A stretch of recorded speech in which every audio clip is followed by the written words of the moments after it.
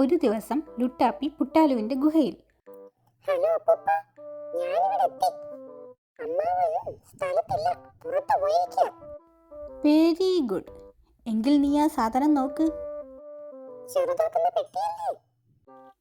അതെ, അകത്ത് എന്ത് സാധനം ഇട്ടാലും ചെറുതായി പോകുന്ന പെട്ടി. നോക്കട്ടെ, കിട്ടിയിട്ട് വിളിക്കാം. ഇവിടെ കംപ്ലീറ്റ് പണിയാ. അമ്മാവന് പണ്ടേ വൃത്തിക്കുറവാ. അകത്താരാ? അയ്യോ അമ്മാവൻ, പുറത്തേക്ക് ഓടാൻ പറ്റില്ല. എവിടെയെങ്കിലും വിളിക്കാം. ഈ കാലത്തിൽ വിളിക്കാം. എനിക്കെന്താ ഒരു മാറ്റം? അയ്യോ, ഞാൻ ചെറുതായി.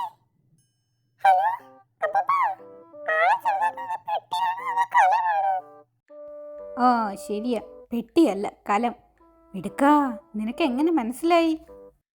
ഞാനിപ്പോ ആ കലത്തിലാ. അമ്മാവൻ വന്നപ്പോ കേറി വിളിച്ചതാ. അമ്പടാ, നീ ഇതിനകത്തുണ്ടോ? അയ്യോ അമ്മാവൻ, ഗുഹയിൽ മോഷണത്തിന് വന്നതല്ലേ, നിനക്ക് ഇത് തന്നെ കിട്ടണം.